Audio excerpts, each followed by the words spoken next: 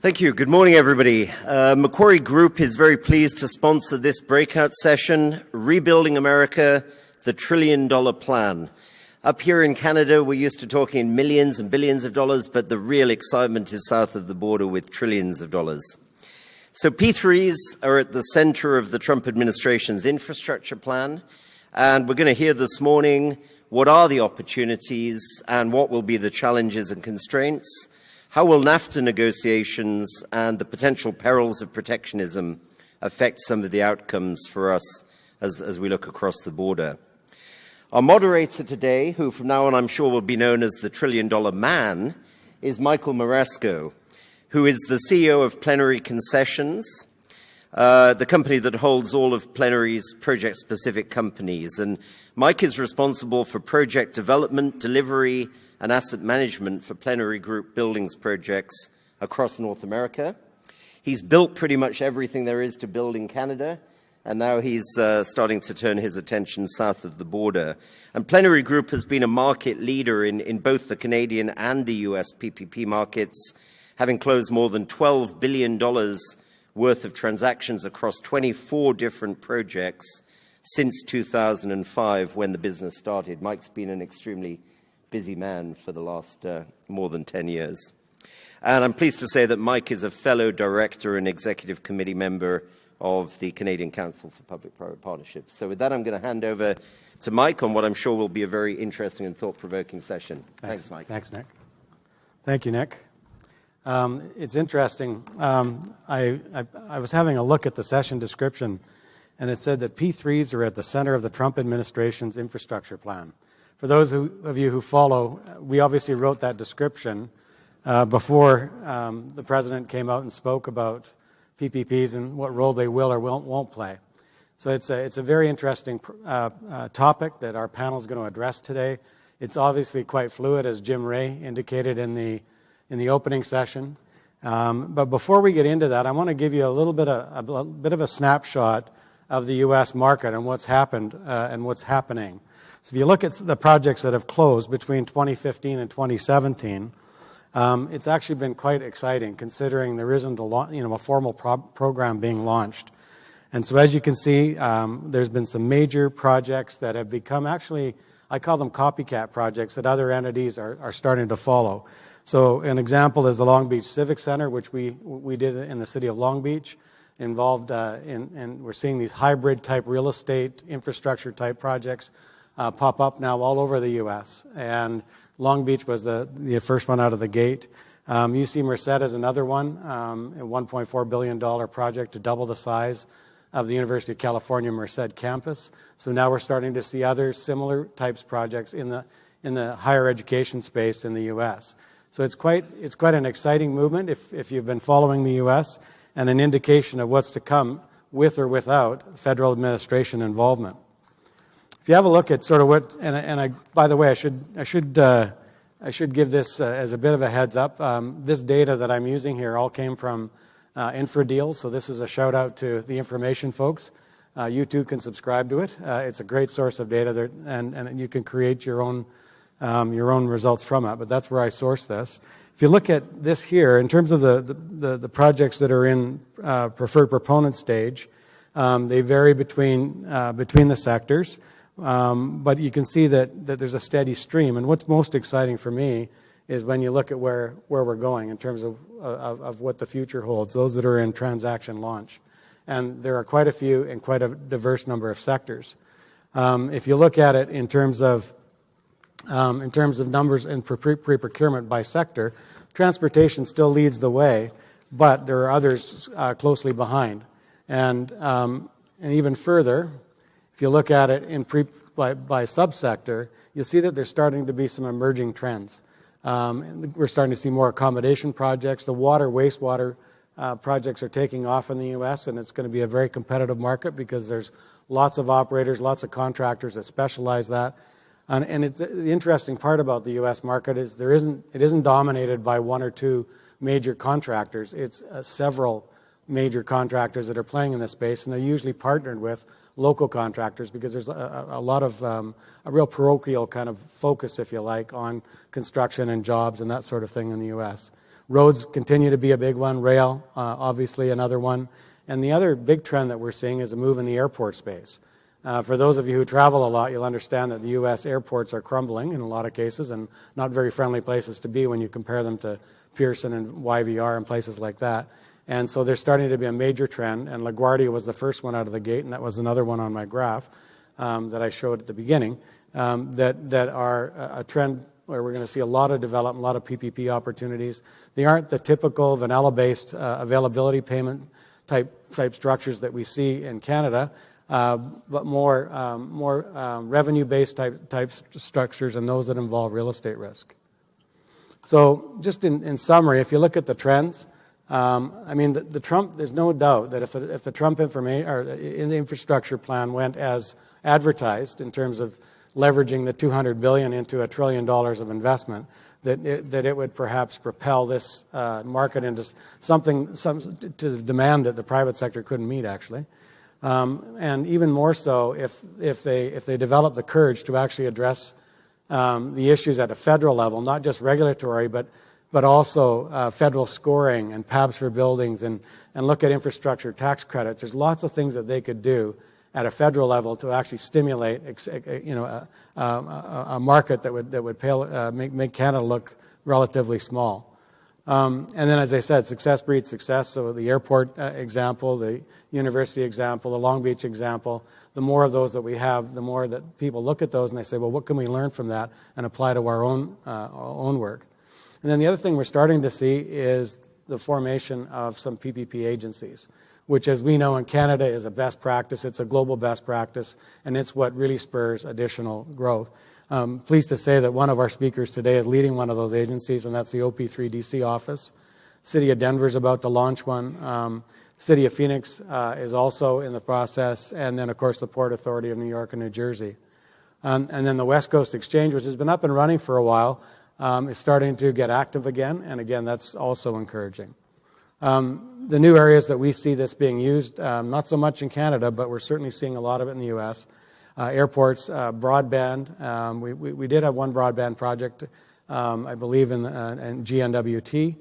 The street lighting, water, those are all making moves in the PPP space, and I think the market is adapting accordingly. And as I said, the Long Beach deal was what we see as a hybrid real estate PPP deal. And I think those are going to be more of what we see in the U.S. than we will see straight availability projects. And then the other opportunity area that's yet to be explored are the disaster recovery zones with the hurricanes and the natural disasters that actually create a huge infrastructure need. So I think that PPPs could potentially play a role with that. So with that, I'm going to move into our panel discussion. And I'd like to introduce our panel. So closest to me here, Elisabeth Hivon from Meridiam. She is their executive director and partner, Canada for Meridiam Infrastructure North America, and a fellow director on the council. Next to her is Michael Gibbons, who's the managing director, Walsh Infrastructure Investment Group. And then we're joined by Carolyn Flowers from AECOM, where she's their senior VP, America's Transit Market Sector Leader. And then Seth Miller Gabriel, who is the director of the Office of Public-Private Partnerships for the District of Columbia. So please join me in welcoming our panelists.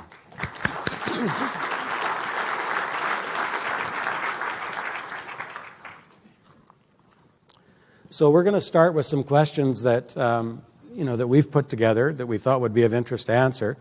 One that was a last-minute one that we discussed over the weekend by email is, I think most of you who are tracking the U.S. Learned that there was a tax bill introduced that could have pretty significant impacts on the PPP space, because one of the elements in it was to do away with the PABs allocation for all PABs allocation. There's other ones that have impact on limiting interest deductibility, but these were all, the types of initiatives that the federal tax advisors had indicated would create room for the other things that the Trump administration wants to do. The downside is, for us, it could potentially have big impacts on the PPP space. So I wonder if I could throw that out there and ask our panelists what they believe the impacts of doing away with PABs might have on the PPP market. Anyone want to jump in first? Sure, I'll jump in. It's quite a curveball, Mike. You're right, quite a curveball. I mean, to take away the interest deduction proportion of PABs, from our perspective, it means that it's tough to think of a deal that isn't using PABs right now in the States. There may be a few, but most either have or are or will contemplate using them. And if you take away the kind of the post-tax return on the PABs, we're going to have to pass that through. That's all I can think of. That extra cost will get passed through to the owners at the end of the day. Yeah. Anyone else? Carolyn? Well, from a policy perspective, this administration has been advancing devolution, pushing more and more on the local and state levels. And so it's contra to their philosophy. If you want to stimulate the private sector being a partner, and you want the states and the local municipalities to take more responsibility, this is something that is not going to provide an avenue for stimulation. Now, Seth, in your program, you've got a great pipeline of projects. Were you counting on PABs for any of them? Yeah, we certainly were. And actually, you and I have worked in a different organization trying to expand the private activity bond program, especially into the social infrastructure space. And so the idea of kind of changing the rules now, no matter what that pencils out to be in real financial terms, but just the uncertainty that brings to the market is probably the greatest greatest penalty, I guess, to an office like mine. Because now we have private partners that are saying, well, I'd love to look at your deals, I'd love to bid on them, but we're not quite sure what the rules are. And so it's hard for financial models to be made. So, yeah, it is disappointing. Elisabeth, any? Yeah, very true. We're currently working on a transaction that's going to financial bid in less than 8 weeks. And, our model was all centered around PABs. And then you get this curveball, like Mike said, and it's like, okay, what do we do now? And really nobody knows. And this uncertainty in the marketplace, as Seth said, is very bad for developers because we just don't know where we're going. I doubt very much that, it's going to be as predicted in January, that PABs are going to be abolished, because that would mean that the tax reform would have to be adopted by January, which would be a little bit surprising. But still, uncertainty in any big transaction is something that's very, very bad. And I don't think it was really fully thought through, throwing this out there and, creating this uncertainty in the marketplace. If I can jump in, the other element that we're seeing in this bill, and again, you're right, it's not fully baked, right? It's got a few more processes to go through, is the elimination of the tax credit for historic buildings. And Mike mentioned, you mentioned kind of the real estate aspect kind of getting more intertwined with triple Ps in the U.S. That's a huge component, having that tax deduction available. That will flip deals right side up in most cases. And if that's not there and available anymore, that's gonna cause problems. It's interesting. In many of my discussions with public sector clients who have access to general obligation tax exempt debt in the muni market in the U.S., they still look at PABs as a more expensive way of doing business because there's still an alternative minimum tax associated with PABs. So I guess to them this probably doesn't mean a whole lot because they would still rather issue their own debt. Mm-hmm. Well, let's hope that Jim Ray's prediction that this is a temporary thing and that we're going to see some pullback on it. I don't think that's what he said, but that's what I'm hoping. We'll just tell him that's what he said. We'll tell him that. That's right. So let's hope some of that comes to pass because certainly it won't be a positive thing for the industry, I think, is the general perception. So let's move on with a few more questions. So Matt, why don't we start with something a little bit more general? What's the latest on the Trump infrastructure plan? And where's Congress going, and where do you see this whole movement going with the infrastructure plan? And Carolyn, can I start with you? Well, tax reform is the priority right now, and so the infrastructure plan is taking a back seat along with a lot of other priorities that the administration has set. So right now we're looking at not seeing anything moving forward on the infrastructure plan, and in the tax reform, not seeing anything identified as a means for funding the infrastructure plan. So, we're looking for tools out there right now to advance infrastructure in the U.S., and we're not seeing it. We're seeing a lot of discussion, but not a lot of movement. Michael? What more do you add to that? I mean, we have no idea what's going on. I really don't. But we're optimistic, of course. But I tell you what, these last two things that came in the tax bill seem to contravene what the purpose of an infrastructure spending bill are meant to be. So we'll see if those were pump fakes or not, but I guess we'll find out. And if I may add, last year, early in the administration, there was this announcement of the list of 50 projects, right? And all of us working in the U.S. Were all excited, and it's like, oh, what a great sign, and this is really going to move fast. And from that momentum, it went to, okay, so what, right? So hopefully. Yeah. So when? So when? Yeah, it's a little disconcerting, that with such a good start now, what we're faced with is mostly question marks. So a few months ago, I guess it was in September, in Washington, DJ Gibbons, who's the Trump advisor on infrastructure, he spoke at a conference, and he talked. That's when this whole thing shifted, when just prior to the announcement that the president made, and what he talked about is that they're not being anti P3. It's just that they're not going to lead with P3, and he talked about that they're going to focus on infrastructure and be non-committal in terms of procurement approaches, but that they will value the attributes that PPP bring generally in terms of maintaining the asset, that sort of thing. And so it went from basically a pro-PPP approach to one that's agnostic. And they did commit to leveling the playing field. I just didn't think they would do that by eliminating PABs. So I was hoping they might create some other incentives to level the playing field between taxable and tax exempt. Because that's, the reality of it is, in my opinion, that's one of the biggest reasons why the U.S. lags the rest of the developed world around PPPs, and that's this love affair with tax exempt debt.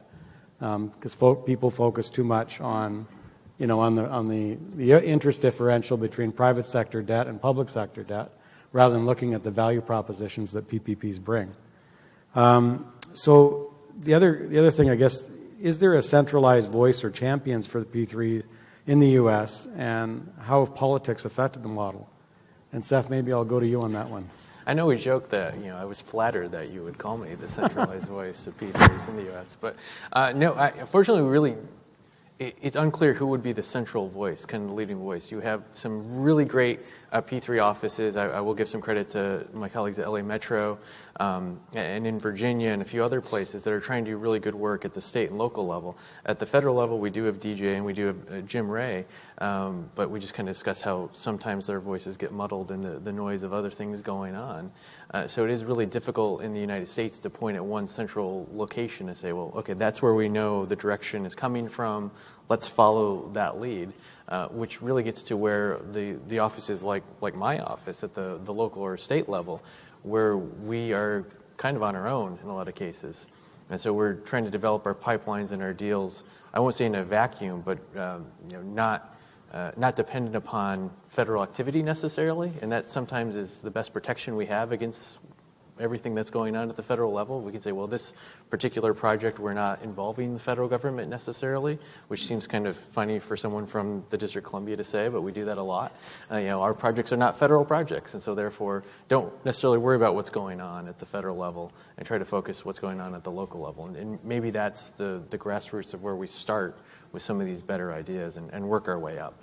Didn't the Federal Highway Administration had some pretty good reference material and documentation on PPP. They were kind of emerging as sort of the PPP center of excellence at the federal level, and then we had a mass exodus last week. I see we lost two key individuals from there. So I don't know what's going on there either. But anyone else? And I guess to answer your question, federally, no. I mean, maybe the Build America Bureau inside the DOT would be a centralized voice, but in practice, it's not happening that we can see or can tell.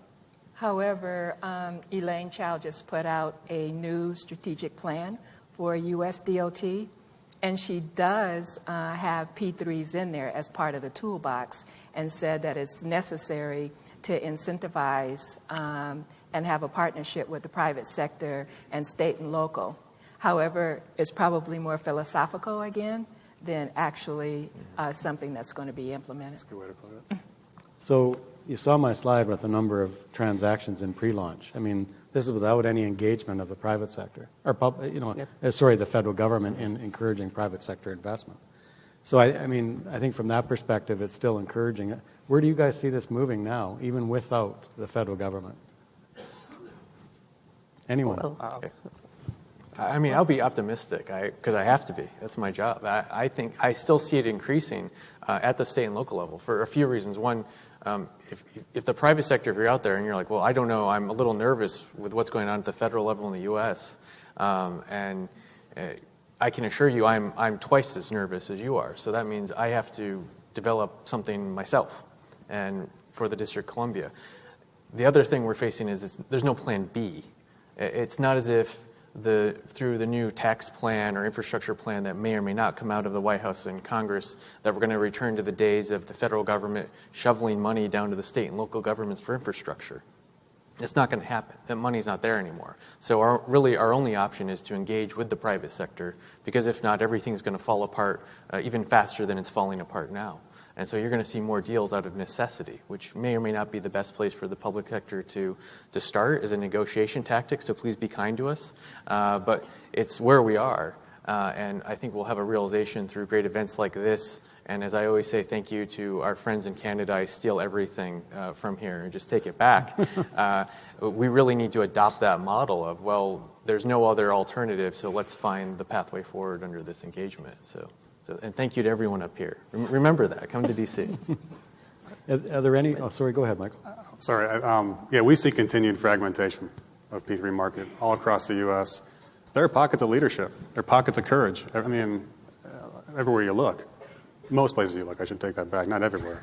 And you mentioned a few, LA Metro. I mean, and maybe we'll get this in a minute, which states are really moving forward, or municipalities. But it's almost like there's a duality between two realities. As we wait for this manna from heaven to fall from Washington in a major infrastructure spending bill, so the pockets of leadership are going forward, and they're moving. So what states and municipalities are moving? Where do you see the leadership? No, go ahead. You were California, Virginia, Georgia, Michigan, North Dakota, Pennsylvania, New York. We see some others bubbling up. Oh, Florida. Florida too, yeah. District of Columbia. Well, we're just a different category. DC.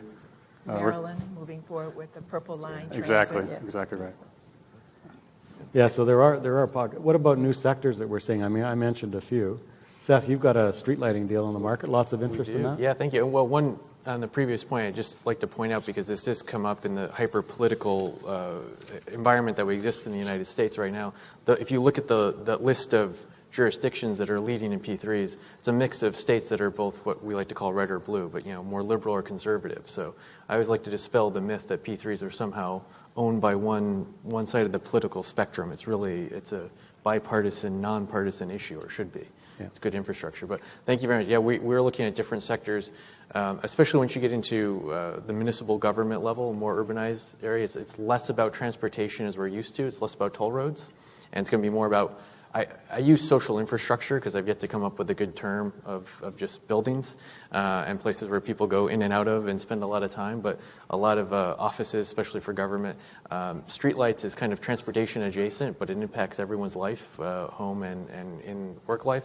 So we are trying to expand the realm of what people will view as potential P3 projects in the U.S. away from just toll roads or revenue-generating facilities to ones that are really going to be based on availability payment models. Again, thank you very much, Canada. Keep it coming. I need your help. Where we use these AP deals, which really just puts the onus on government saying, well, we need a good partnership because the money's coming from the same place. It's not that magic money coming from user fees. It's all really the same money. We're just going to try to be more efficient.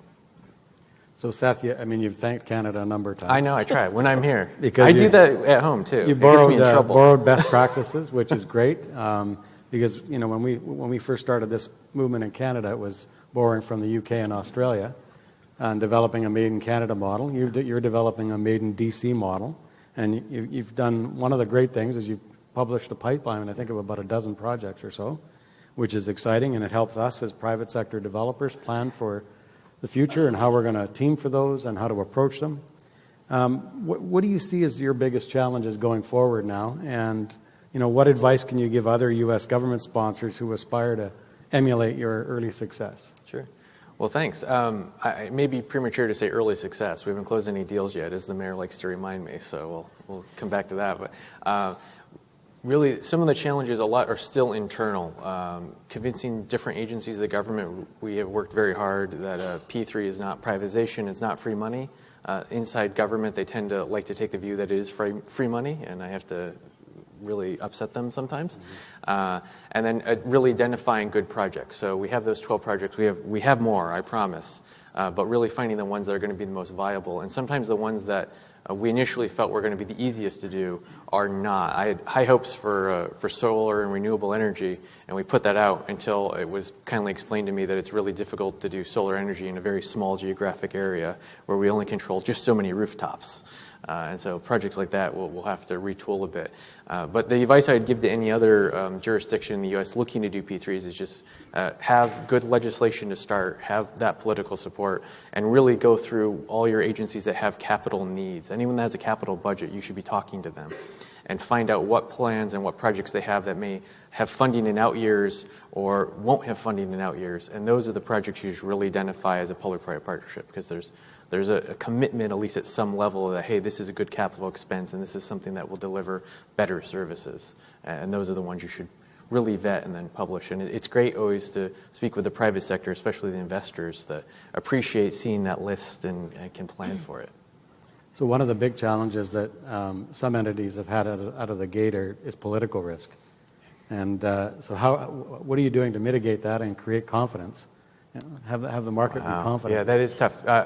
I still hold true that it's the one risk that the public sector cannot transfer is political risk. It's just something the private sector can't take on, and even if you did, you shouldn't, because you can't really price it effectively.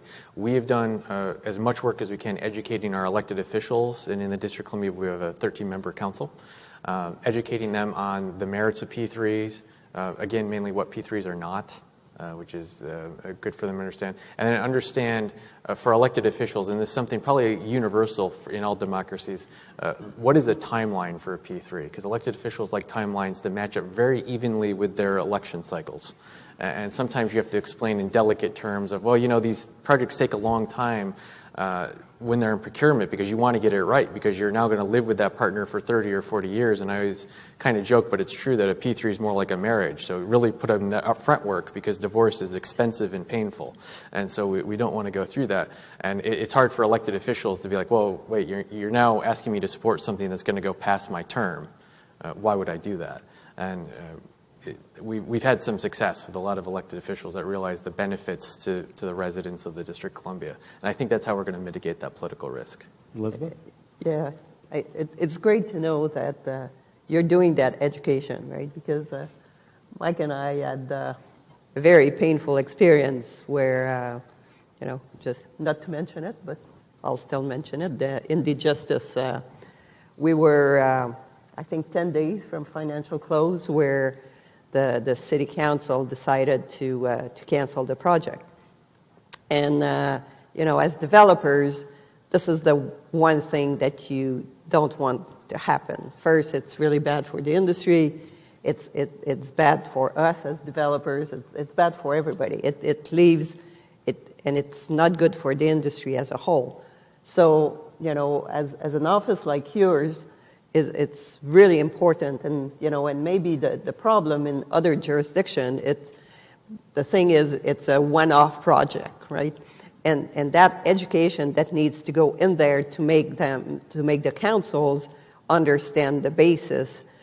People don't invest enough time when they make the decision, okay, this is the model we're going to choose.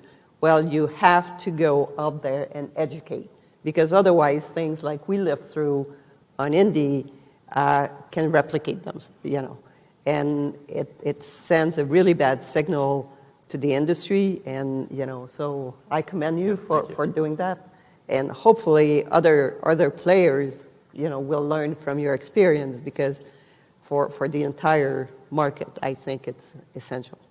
Yeah, I agree that there's political risk definitely at play for sure. In some cases, it's education related. So we saw that early on with the courthouse in Austin, where they got the home market in a lather, where people were misled or created a false belief that they could get a free courthouse by giving up some land. But it's not unique to the U.S. And even where we do have education in place, we've got a black eye right now in Canada with the George Massey bridge replacement project that was, again, really close to financial close just prior to an election. And unfortunately, the rumors have it that there was an extremely strong value proposition with the preferred bidder, like hundreds of millions of dollars, and politics got in the way, and the project got canceled. So it's unfortunate, because it actually causes me as a developer problems in pulling a team together going forward, because I can't get a contractor who's willing to put in that effort to bid something and have it not be awarded. So it's a real challenge. So we've got a couple questions up on the monitor. I'm going to focus in on one of them. We're talking about the challenges for Canadian partners, and one of the concerns right now that's out there is because NAFTA reforms on the table and Buy America policy potentially on the table. What impact do you think that'll have on Canadian companies' ability to participate in the U.S. PPP market? I guess it isn't just Canadian, but generally. Yeah. That's another... Well, Buy America is about creating jobs in America. And so the Trump administration is not unique. I mean, that was also part of the Obama administration. So it probably does present an obstacle to other folks coming into the market, but I don't think that you'll see probably any waiving of those laws, because they're all about job creation, and that president was elected on job creation. And then the other thing that you have to look at is also at the municipal levels or state levels, there's now a lot of local hire and local initiatives that are specifically also trying to create jobs in the local municipalities, Chicago, Los Angeles, the state of New York.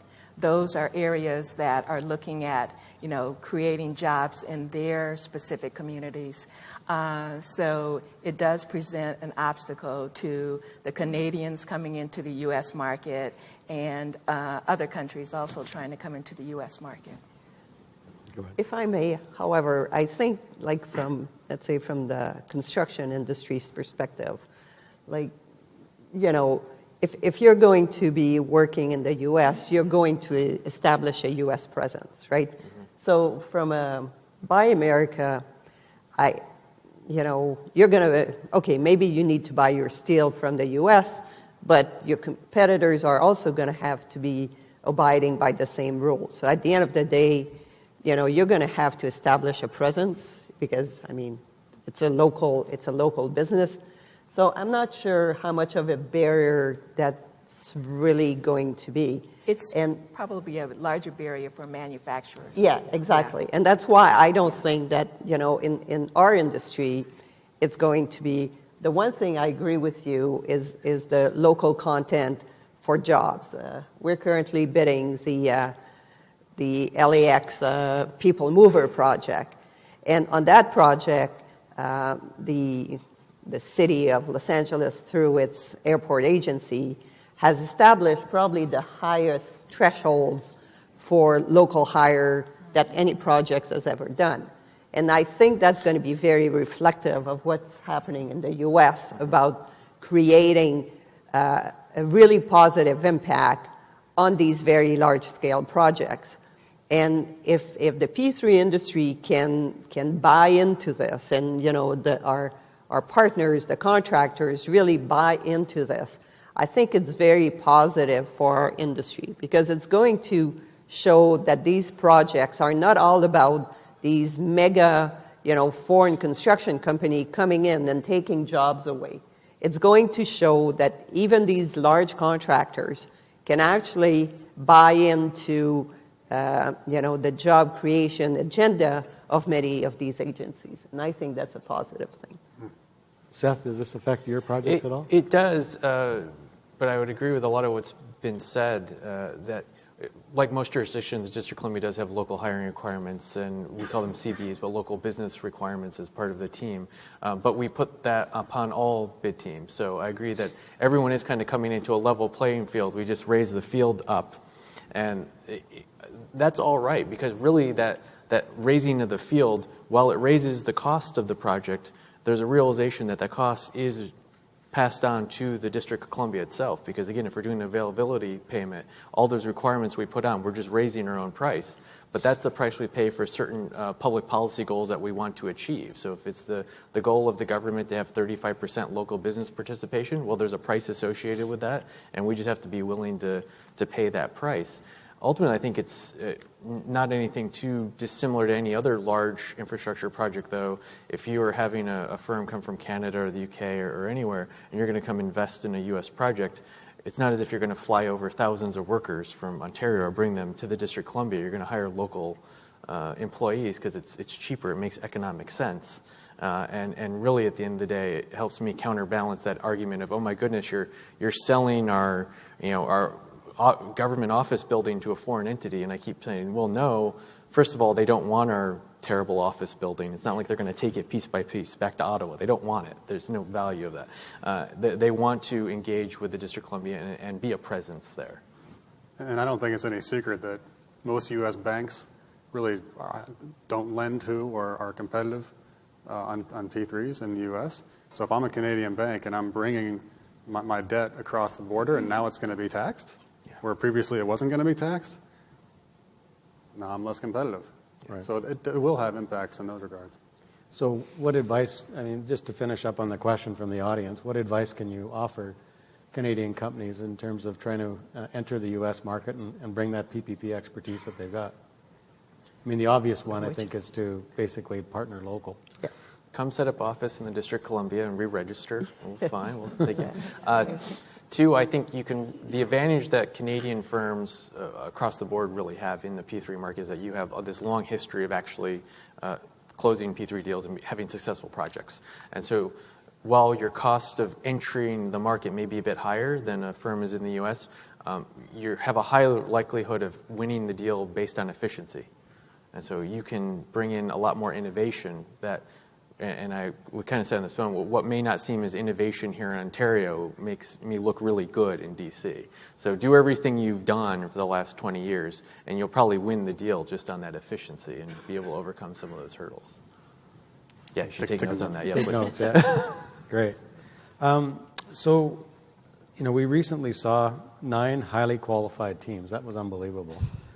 To pursue a $135 million courthouse in Howard County, Maryland. And they were all highly qualified teams, right? Yeah, serious players, and for $135 million courthouse. Why is this happening, and do you see the trend continuing, and what can other government sponsors take away from this? Maybe we'll start with you, Elisabeth. Yes. You're one of them. Painful, yeah. All 3 of us are one of them. Exactly.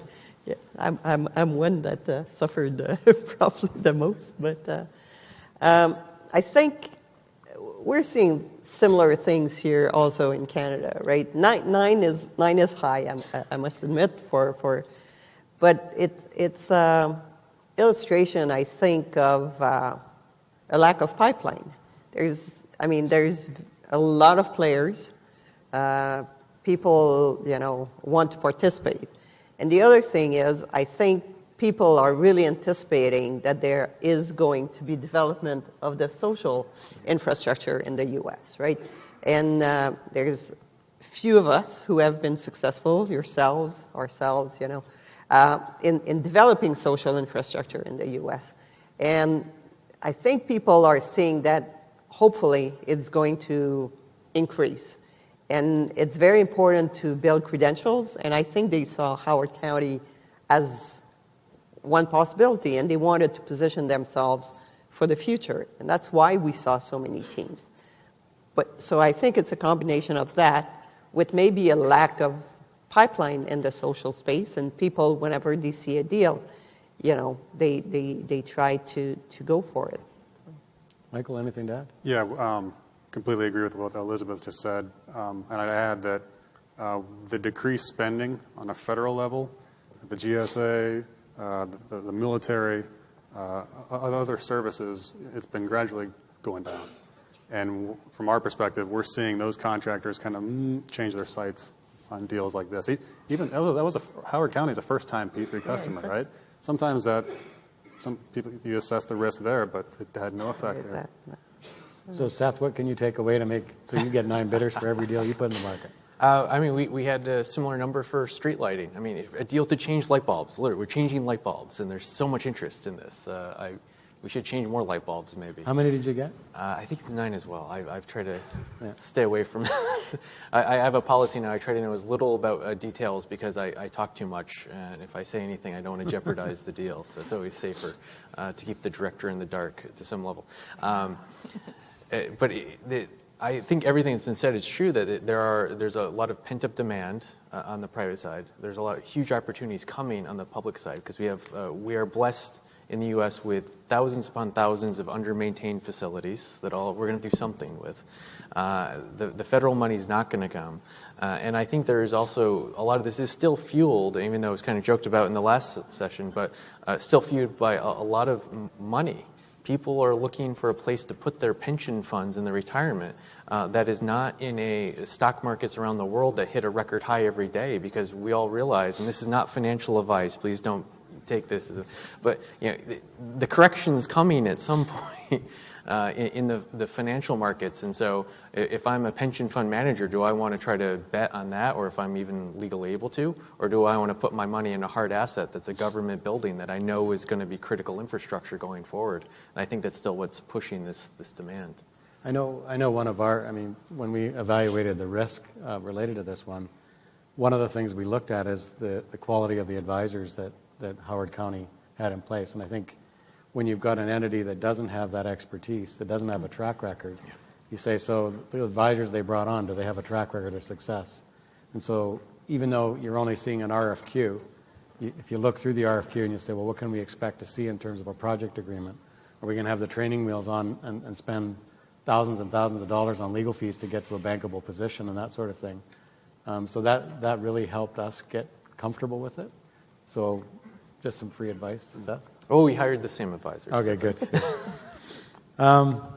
So we've got a few questions here from the audience. Maybe I'll flip to one of those. Another PABS one. So if PABS end up being much less attractive under the proposed tax reform, what other form of capital would be viable in the absence of PABS, sorry. You'd hope the life goes and the pensions and kind of the private placement world would step up. You'd hope the banks would step up. Yeah. TIFIA is still, seems to be in jeopardy too, to a degree. Yeah. And there's a bit of a, when you look at the whole financing, the difference between, and I think maybe later on we're going to talk about the tax exempt versus the taxable on the social side. But at the end of the day, when you really do the math and you look at the differential in the number of BIPs that really effects. It's not, you're talking way below, 100 bips, the difference between a taxable solution and a non-taxable solution. So I think there's a conception or a misconception that the difference is that great, but you have to do the math and really see the difference. So I agree with Michael, right? On LaGuardia, until probably a week before we closed the transaction, the private placement solution, which was taxable, versus the PAB solution, I mean, they were neck to neck, right? I mean, there was not that great of a difference between the two solutions. So for every transaction, we do it anyway. So now, okay, if the PABs are removed, there are other solutions out there that can be maybe slightly less competitive, but it might not be as dramatic as we fear.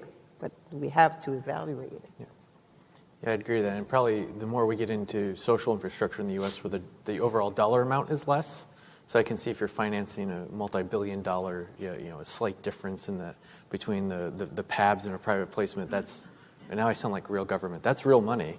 But if I'm looking at a $100 million lighting project or a courthouse, that difference is not going to be as great because we're just financing a smaller dollar amount.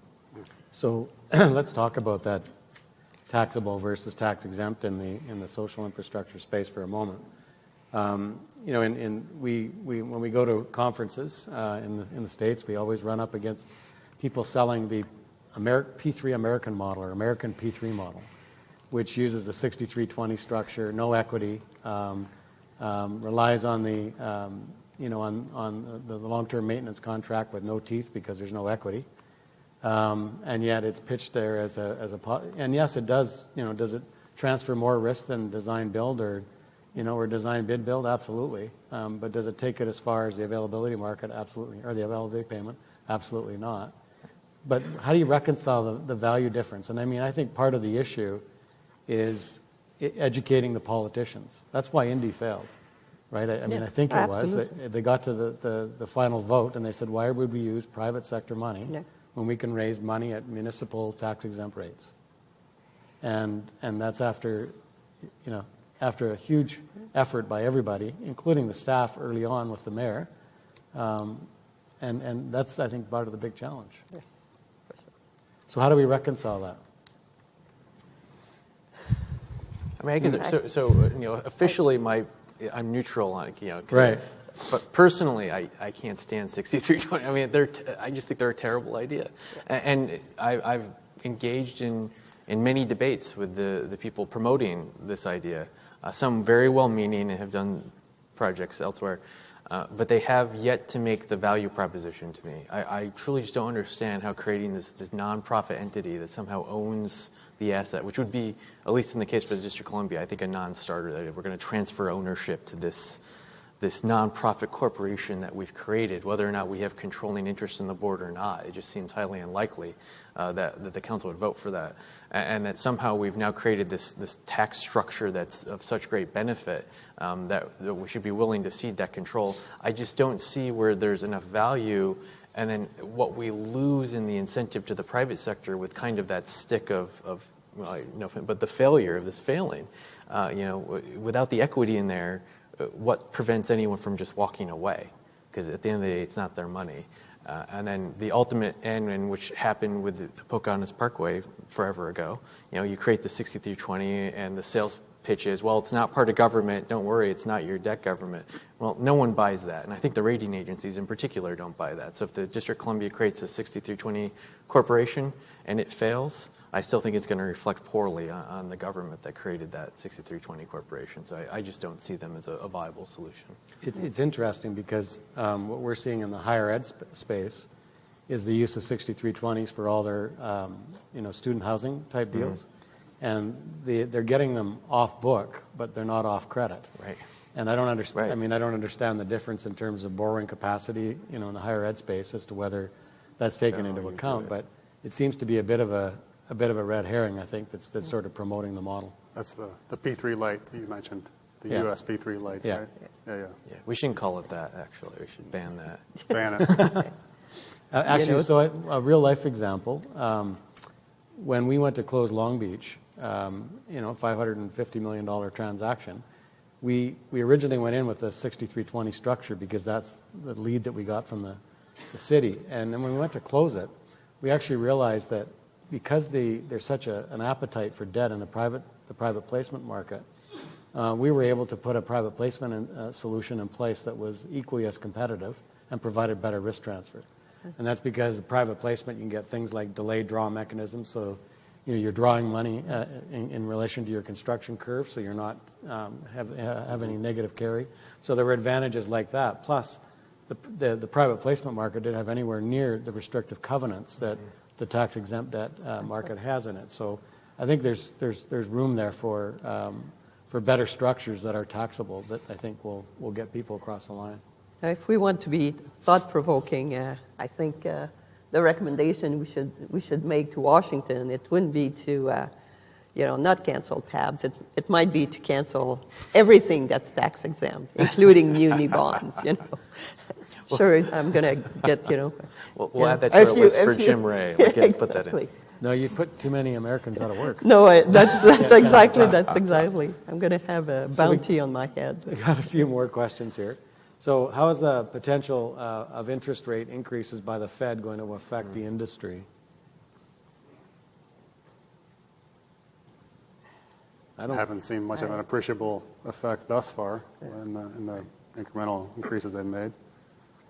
Yeah, I think before it has before we see a real impact, it's going to still be a while, right? Like the rates are still historically low. So, yeah. Okay. Apart from the financing aspects, what are the other challenges to implementation? So, for example, code, regulatory, resource, capacity, technology, innovation. Seth? All of the above. All of the above. And in large part, I think one of the greatest challenges is going to be government itself. So, government is the one that issues permits and regulates construction and what needs to be done. So, the worst case scenario for me would be that we would delay a project because the inability to government to issue a permit essentially to itself. So, a lot of doing homework beforehand. Right. And Carolyn, you got any? No, I was saying that the Trump administration right now is looking at ways to expedite projects, and they're looking at the environmental process as being one of the obstacles to projects moving forward. And so I think that is something that is under the spotlight right now. And a positive move. Very positive. Mm-hmm. Yeah, because I think didn't they say that they're going to have a single point of contact to move through things through the federal bureaucracy. Yeah, having the experience. Come on, be optimistic, Carolyn. Yeah, having the experience of working at the Department of Transportation, just trying to harmonize a project between the Federal Transit Administration, the Federal Railroad Administration, Federal Highway Administration, and FAA. If your project touched all of those, it was a serious lift. Well, let's hope they pull it off. Any other comments about this one? Okay. For state and local governments looking to build leadership in the P3 arena, how can they engage with partners in the industry and other jurisdictions to develop their network and capacity? Seth, you've obviously got some first-hand experience. How did you do it? How did you do it? That's a good question. Go to a lot of conferences, drink a lot of bad coffee, even though the coffee here is pretty good, so it's better than most. But really being willing to speak to the private sector. So we've had, in my office, in the 2 years we've existed, calculated about 450 meetings with interested private sector parties. As we took the theory that if you're going to have a public-private partnership office, that office should be speaking to the private sector. What's the point? And so just being open to everyone. So we'll take a meeting with anyone within reason to come talk about P3s and interest in the District of Columbia and investing in the District of Columbia. So you start building that network that way, and we have learned so much from those discussions, just those informal discussions, hour-long meetings we've had with private sector partners, dispelling a lot of the misconceptions I've had and the office had, And we've changed the way we operate through those meetings. So just being open to what the private sector has to have and has to offer, going out to industry forums and meeting other public sector entities that are looking at P3s and trying to help them along. We met once at the White House in the previous administration with 10 other states, we call ourselves the states, that were looking at P3, either had a P3 office or were exploring P3s, and that was hugely beneficial because you just built a network of P3 officials at the state and local level who are just trying to muddle our way through this. And then I will point out building capacity internally as much as you can. So it's great to have someone from the private sector like myself that's come in, but you really need to match that with folks that have been working in government long enough to know what can and cannot be done and what needs to change. So I've been very lucky to have, for the last 2 years, my kind of my partner in P3 land is Judah Gluckman, who unfortunately couldn't join us, but we've added a third member of the P3 team, Anna Shapiro, and I'll embarrass her by pointing out Anna in the front row, who's a real project manager who's worked on development projects in the District of Columbia for years now. And she's helped us just in the short time she's been with us already to be like, well, you need the following permits to do anything. We should plan for that. So really melding that. And that's the advice I would give to anyone of make sure you do that homework and just talk to people. And clearly you're all willing to talk to. Anytime. I'm really sick of talking to Mike. He comes. Yeah. So, I mean, no, he's great. And you forgot the shout out to IO and Partnerships BC. Oh, I will do that. Yeah. Well, they probably may not want me advertising for them, but they've been hugely beneficial. And I can even say a few weeks ago, I had the good fortune of being in Toronto as well. I'm here a lot. And I brought my boss, the city administrator, and the head of Department of Health, and we met with Infrastructure Ontario. Met with is like the Infrastructure Ontario really showed us around Toronto to see some fantastic projects they've worked on, and especially in the healthcare field. And so thank you very much if anyone's from IO. It's been great. Not only did I steal your policies and regulations, but you showed my boss what could be done and made me look good again. So thank you. All right. Got time for one more question, I think. So let's see here. It says, the P3 funding model in the USA may require substantial user fees as a funding source in order for public debt not to increase. Will Americans accept user fee model to pay for public infrastructure? I mean, it's not applicable in D.C., right, at this point? Well, I would question the premise of that question. I mean, if we're looking at social infrastructure, I don't think that's true. I don't think we're not going to charge a user fee for schools because I always joke that the kids won't keep the transponders on them when they go in and out, so it just doesn't work. But if you look at the projects we're looking at, the facilities we have are so inefficient because of the deferred maintenance, and that's being kind, saying deferred maintenance that's occurred. We're going to make up the differential of that obligation just on the maintenance of the facility over the next 30 and 40 years. So our goal is not to add necessarily to the public debt so much as just making sure that the money we would have spent anyway in a building that's not going to get any better under the current scenario, we're going to redirect that money into a P3 model and get better facilities for the residents for the same cost or hopefully lower. So I don't think we're going to add a huge amount of debt as we enter more social P3s. We're just going to spend the money better. The public's already accepting it in some segments, like the transportation in particular. Toll roads. Yeah. Toll roads, exactly. Yeah, and managed lanes. Like people are willing to To very spend much, money, if it's going to make your life easier and more efficient, people are willing to do it. So I don't think it's. All right. Well, I think we're out of time. Thank you so much for being open and candid, and I'd ask you to join me in thanking the panel.